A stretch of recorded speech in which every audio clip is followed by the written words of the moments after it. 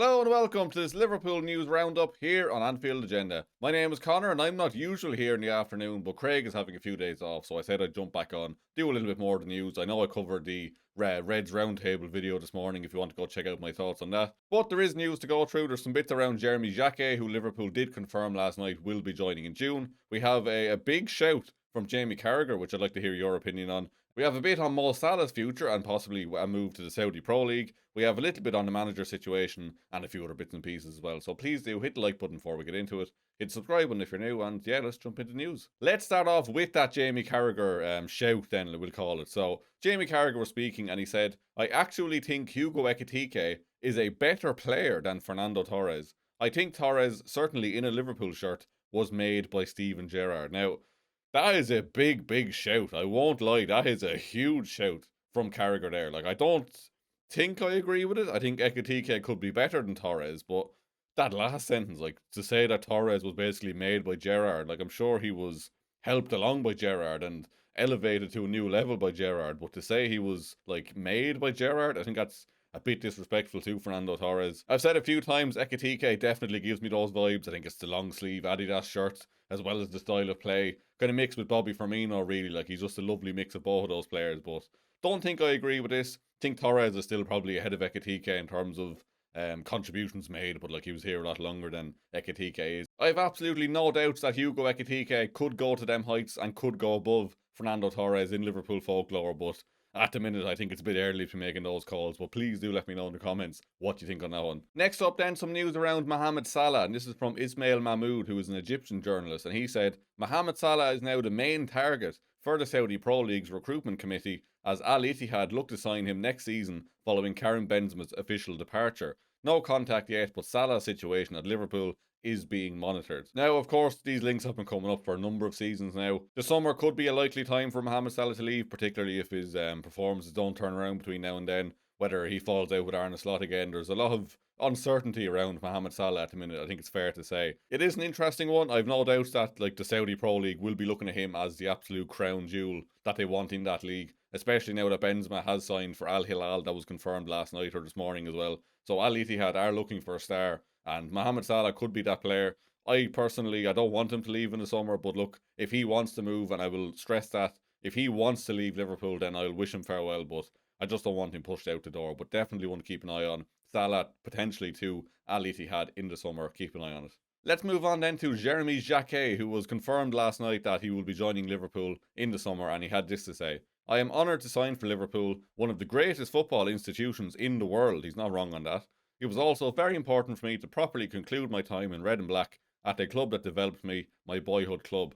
I am approaching the second half of the season, determined to share great moments with my teammates and the supporters." So of course he is staying at Rennes for another 6 months. I'm sure he will give his all there. I'm sure he won't hold back, and he will give the club and the supporters a proper send-off, or they'll give him a proper send-off, I should say, and he will give his all for them on the pitch as well. So very professional of him to say that. He looks the business, and I can't wait to see him in red in June. A little bit from Lewis Steele then around the situation. So Jeremy Jacquet had been all set for Chelsea, but Liverpool stepping up their pursuit made him change his mind. He was sold on Anfield based on the pathway to the first team. Liverpool did not offer more money than Chelsea, but convinced him on a football level. Now this of course makes sense. Like, Chelsea, I can't remember the exact list of players earlier, but they basically have 8 options at centre back now.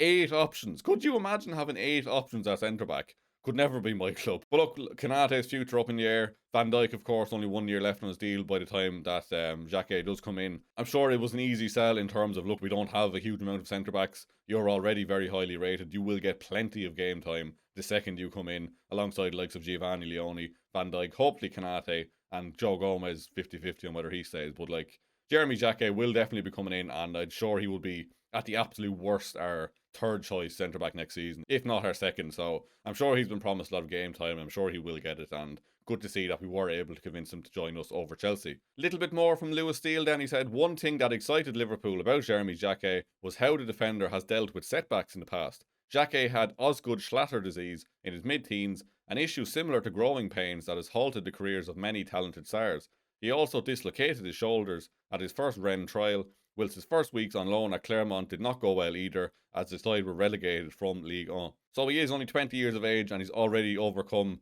multiple bouts of adversity, if you want to call it that. So I'm sure the mental side of it as well will be coming into play here. Like, he's very experienced for someone who's such a young age, and like Lewis Steele said here, that has impressed Liverpool Chiefs. And look, it's only a good thing. Like, he's obviously come through a lot of trials and tribulations in his time. He's come out the other end looking like a fantastic player. So good news on that. I'm sure the future is bright for him at Liverpool as well, and hopefully no more setbacks for him once he gets in at Anfield. Sticking with centre-backs then, there's two stories here I want to kind of tie together. So first of all, Graham Bailey, like, look, wouldn't be the most reliable of journalists, but he's come out and said there is confidence at Liverpool that Giovanni Leone could form an effective partnership with Jeremy Jacquet in the future, negating the need for another defensive addition in the summer. Now, I don't agree with this one bit. I don't think the club will agree with this one bit. Like, we need more centre backs. Like, fair enough, long term, absolutely no doubt, Giovanni Leone and Jeremy Jacquet will be absolute dynamite, will form a fantastic partnership, and could be Liverpool's defence for the next, whatever, 10 or 15 years. But to say we don't need more centre backs is an absolute understatement. Like, again, Kanate probably going to leave. Gomez probably going to leave. Van Dijk with 1 year left in his deal. You can only really count at this point on Leone and Jacquet to be the long-term centre backs here. Like, you can only have two there that you can really put down a mark and say, yes, these will be here in, like, whatever, 3 or 4 years' time. So to say that is absolute nonsense. To tie that in then with something that Paul Merson was saying, he's been very critical of Richard Hughes when he said, with all the money Liverpool have spent, the squad looks wafer thin, Merson told Sky Sports in quotes relayed by the Mirror. Looking at it now, they got it horribly wrong in the summer by going bang bang with a load of attackers and thinking they were going to dominate English football for the next 4 or 5 years. It's backfired. Hard to disagree with this in fairness. Like, again, I will say every single signing we made, I was happy with and still am happy with. Like, I think every single one of those players will be a big hit long term. But if you do look like squad wise, if you look to the wider picture, we are still a player or two short. And someone like a Mark Ahey coming in the summer, like a little bit earlier, if we had just negotiated that at the start of the window rather than the end, maybe we would have been in a better position this season. I don't think it would have completely fixed everything, but definitely have to agree with Paul Merson on this, that the squad looks a bit thin. Like, fair enough, there's some injuries you can't account for, like Isak, Bradley, Leone. You can't account for, like, long-term injuries, but you can probably always account for having 2 or 3 players out.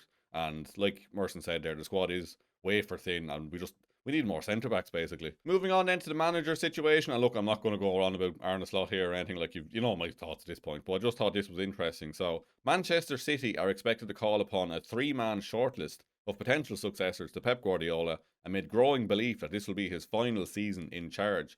Those on the shortlist are Xabi Alonso, Enzo Maresca, and Cesc Fabregas. So that's from the Telegraph, by the way. So, like, a good reputable source coming out with this 3-man shortlist. Just one to keep an eye on, really. Like, if Arne Slot is gone in the summer, then I'm sure Xabi Alonso will be high on our list, but he does seem to be very high on Man City's list as well. So look, just one to keep an eye on, really. Interesting to see that Cesc Fabregas is on that list as well.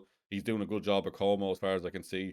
I'm surprised his name hasn't been mentioned when people have been trying to think of alternatives for us as well. So just an interesting one, I thought, just to keep an eye on, really. Like, the managerial merry-go-round could get set off in the summer if a few clubs do change manager, and always an interesting one to keep an eye on. Last thing I want to mention, and this is quite interesting. So Milos Kerkez has created a YouTube channel. No idea what he's going to post, no idea if he's already posted on there, maybe he has, but hi Milos, welcome to YouTube. If you ever want to come on for a chat, please do let us know. We'll be happy to have you on the podcast or something like that. But yeah, like, I'm sure he will post some interesting stuff. Be interesting to see if he does some, like, kind of behind the scenes of training or anything like that. But yeah, definitely one to keep an eye on. Go subscribe to him. Never thought I'd be shouting out Milos Kerkez and giving him a plug, but there you go. Milos Kerkez official on YouTube, if you want to check that one out.